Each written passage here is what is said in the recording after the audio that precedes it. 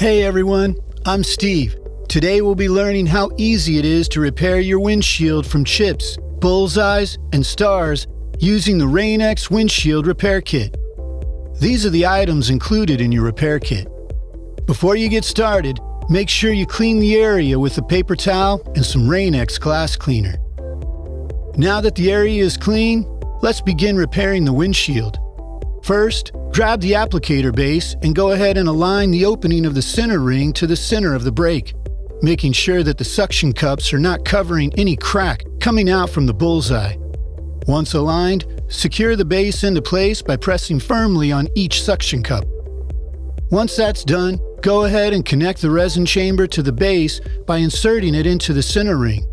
Turn clockwise until the rubber mouth is flat against the windshield. At this point, I recommend you double check that the resin chamber is centered by taking a look from inside your car.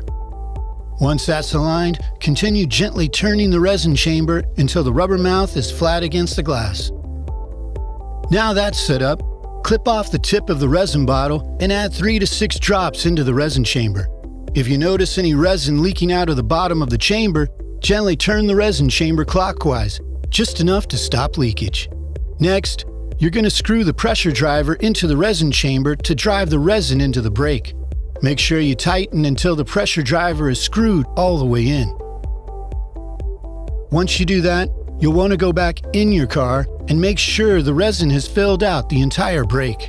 You may need to wait 4 to 6 minutes for the resin to be absorbed fully into the crack.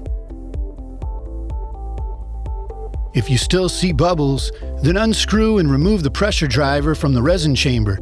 This will release any air that may have been trapped in there. Now just reinsert the pressure driver and screw down. Once you are satisfied that the brake has been completely filled with resin, you can remove the entire apparatus. If you notice a small valley where the resin chamber was, apply some resin directly to the valley. Then grab a curing strip and gently lay it over the brake.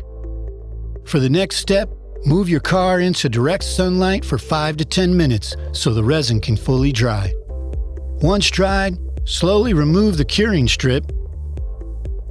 Then, using the razor blade, scrape along the windshield to remove any hardened resin from all areas around the impact point. And there you have it.